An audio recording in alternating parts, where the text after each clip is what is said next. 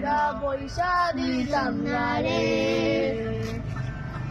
খাতে আইসা পাশে বৈশা জড়াই ধরে